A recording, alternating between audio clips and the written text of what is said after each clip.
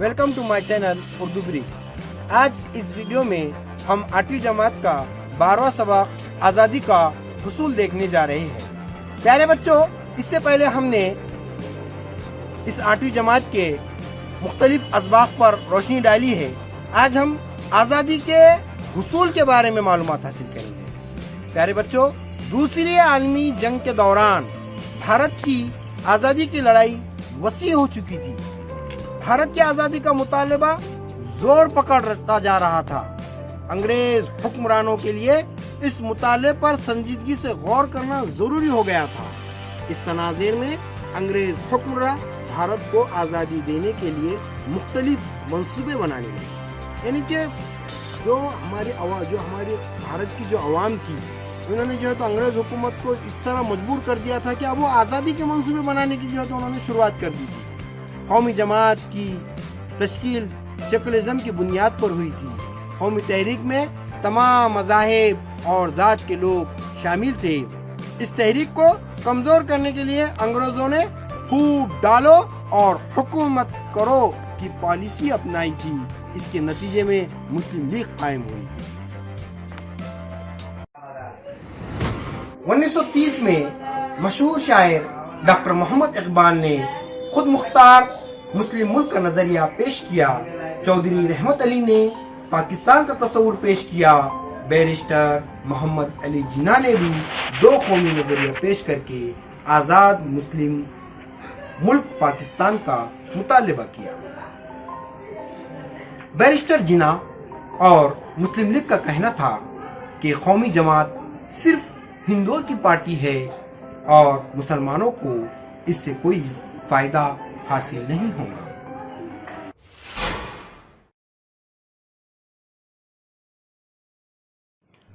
Vivel plan जून 1945 में भारत के viceroy Lord Wavell ने एक मंसूबा बनाया। इस मंसूबे में मुख्तलिफ शक़ें थी, जिनमें मुसलमानों, दलितों और अक़ीलतों के लिए मरकज़ी और सूबाई कानून साज मजलिस में मुनासिब नुमाइंदगी और वायसराय की मजलिस आमला में हिंदू और मुसलमान अरकान की मसावी तादाद जैसे नुकात अहम थे। ये विवेल प्लान था जिसके अंदर जो है तो वायसराय ने ये सारी बातें जो है तो इसमें रखी थी। इस मंसूबे पर गौर व कौस करने के लिए शिमला में भारत की अहम सियासी पार्टियों की एक नशिस्त मुनक़िद की गई थी। एक नशिस्त जो है तो मुकर्रर की गई। कहाँ पर मुकर्रर की गई? शिमला में मुकर्रर की गई। बैरिस्टर जिन्ना ने इसरार किया कि वायसराय की मजलिस आमला में मुस्लिम अरकान के नाम तजवीज़ करने का इख्तियार सिर्फ मुस्लिम लीग ही को होगा। कौमी जमात ने इसकी मुखालिफत की, जिसकी वजह से विवेल मंसूबा कामयाब ना हो सका। ये विवेल मंसूबा कामयाब नहीं हुआ। क्यों नहीं हुआ बच्चों कामयाब? ये क्योंकि इसमें जो है तो बैरिस्टर जिन्ना ने इसरार किया था कि मजलिस आमला में सिर्फ मुस्लिम अरकान के नाम तजवीज़ करने का इख्तियार सिर्फ मुस्लिम लीग को ही दिया जाए, और ये बात जो है तो कौमी जमात को मंजूर नहीं थी। उन्होंने इस बात को एक्सेप्ट नहीं किया। इसलिए विवेल प्लान जून 1945 में जो वायसराय ने बनाया था, ये मंसूबा जो है तो कामयाब नहीं हो सका। अब हम देखेंगे सह वजीरी मंसूबा। दूसरी आलमी जंग के अख्तिताम के बाद भारत को आज़ादी दिलाने के लिए अंग्रेज़ हुक्मरान राज़ी हो गए।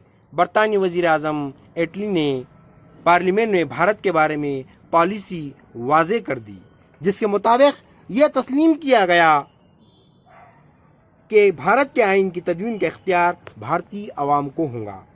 ये भी वाज़े किया गया कि अक़ीलियतों के मसाइल आज़ादी की राह में रुकावट नहीं बनेंगी। मार्च 1946 में 3 बरतानवी वज़ीरा पेतक लॉरेंस, स्टैनफोर्ड कर्पस और A.V. अलेक्जेंडर के दफ़त ने भारत से मुतालिक बरतानी मंसूबा भारतीय रहनुमाओं के सामने पेश किया। उसे सह वजीरी मंसूबा कहा जाता है। क्या कहा जाता है? सह वजीरी मंसूबा कहा जाता है। इस मंसूबे की चंद शक़े कौमी जमात को मंजूर نہیں تھی، اس منصوبے میں مسلمانوں کے لیے آزاد ریاست کے قیام کا بھی ذکر نہیں تھا، لہٰذا مسلم لیگ بھی اس سے مطمئن نہیں تھی۔ ان وجوہات کی بنا پر 100 وزیری منصوبہ مکمل طور پر تسلیم نہیں کیا گیا۔ اب ہم دیکھیں گے یوم راست اقدام۔ پاکستان کا مطالبہ پورا نہ ہوتا دیکھ کر مسلم لیگ نے راست اقدام کرنے کا فیصلہ کیا۔ جب مسلم لیگ کو یہ بات سمجھ میں آئی کہ ہمارا جو ہے تو پاکستان کا جو ہے تو ان کا جو مطالبہ تھا، پاکستان کا جو ہے تو مطالبہ ان کا پورا نہیں ہونے لگا، کیونکہ جب یہ سمجھ میں آنے لگا تو انہوں نے کیا کیا، راست اقدام کرنے کا فیصلہ کیا۔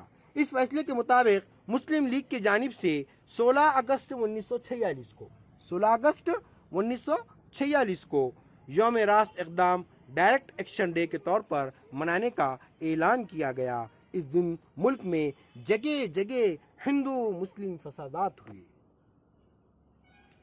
بنگال کے نواخالی میں زبردست قتل و غارت کی ہوئی۔ اس تشدد کو روکنے کے لیے گاندھی جی نے اپنی جان کی پرواہ نہ کرتے ہوئے وہاں پہنچے، وہاں امن قائم کرنے کے لیے انہوں نے سخت کوشش کی۔ اب ہم دیکھیں گے عبوری حکومت کا قیام۔ ملک میں تشدد کے ماحول ہی میں وائسرائے ویویل نے عبوری حکومت قائم کر دی۔ اب جب ملک میں اس طرح کا ماحول تھا، اس ماحول میں جو ہے تو وائسرائے ویویل نے عبوری حکومت قائم کر دی۔ پنڈت جواہر لال نہرو اس حکومت کے سربراہ تھے۔ کون تھے اس حکومت کے سربراہ؟ پنڈت جواہر لال نہرو۔ ابتدا میں مسلم لیگ نے عبوری حکومت میں شامل نہ ہونے کا فیصلہ کیا۔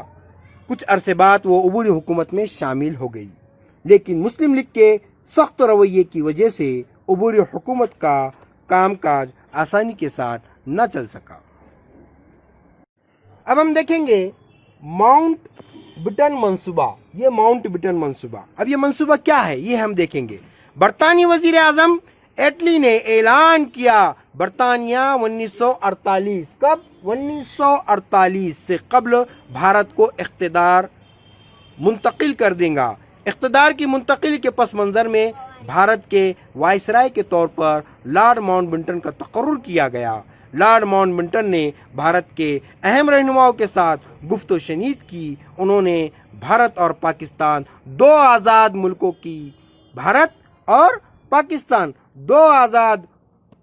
ملکوں کے قیام کا منصوبہ تیار کیا۔ انہوں نے منصوبہ تیار کیا دو آزاد ملکوں کا، جس کا ایک کا نام بھارت اور ایک کا نام پاکستان۔ قومی جماعت نے تقسیم کی مخالفت کی۔ اس وقت جو قومی جماعت تھی اس نے کیا کی؟ اس کی مخالفت کی۔ ملک کا اتحادی قومی جماعت کی قیام کی بنیاد تھا۔ ملک کو اتحاد رکھنا، ہندو مسلمانوں میں اتحاد قائم رکھنا، یہ قومی جماعت کا اہم مقصد تھا۔ لیکن مسلم لیگ پاکستان کے قیام پر بضد تھی، جس کی وجہ سے تقسیم کے علاوہ کوئی دوسرا راستہ نہ رہا۔ بحالت مجبوری قومی جماعت نے تقسیم کے فیصلے کو قبول کر لیا۔ اب ہم دیکھنے جا رہے ہیں بھارت کی آزادی کا قانون۔ ماؤنٹ بٹن کی اسکیم کے بعد 18 جولائی 1947 کو برطانوی پارلیمنٹ میں بھارت کی آزادی کا قانون منظور کر لیا گیا۔ اس قانون میں موجود شقوں کے مطابق یہ طے کیا گیا کہ 15 اگست 1947 کو بھارت اور پاکستان دو آزاد ملک وجود میں آئیں گے۔ ان ملکوں پر برطانوی پارلیمنٹ کا کوئی حق نہیں ہوگا۔ دیسی ریاستوں پر سے برطانیہ کا اقتدار ختم ہو جائیں گا۔ یہ ریاستیں بھارت یا پاکستان کے ساتھ اپنی مرضی سے الحاق کر سکتی ہے، یا چاہے تو آزاد و خود مختار رہ سکتی ہے۔ اس کے بعد ہم دیکھیں گے آزادی کا حصول۔ بھارت کے آزادی کے قانون کے مطابق 15 اگست 1947 کو بھارت کو آزادی دے دی گئی۔ 14 اگست 1947 کی نصف شب دلی کے پارلیمنٹ ہال میں قانون ساز اسمبلی کا اجلاس جاری تھا۔ نصف شب 12 بجے بھارت کی غلامی کا دور ختم ہو گیا۔ برطانوی پرچم یونین چیک کو اتار کر اس کی جگہ بھارت کا ترنگا پرچم لہرایا گیا۔ 150 برس کی غلامی کے بعد بھارت آزاد ہو گیا۔ آزادی کے حصول کی مسرت احساس غم سے خالی نہ تھی۔ ملک تقسیم ہو گیا اور تقسیم کے بعد امٹنے والے تشدد کی وجہ سے عوام غم زدہ تھی۔ آزادی کے جشن میں شریک نہ رہتے ہوئے گاندھی جی بنگال میں اپنی جان جوخم میں ڈالے ہوئے تھے۔ آزادی ملنے کے محض 6 مہینے بعد 30 جنوری 1948 کو نتھو رام کھوڑسے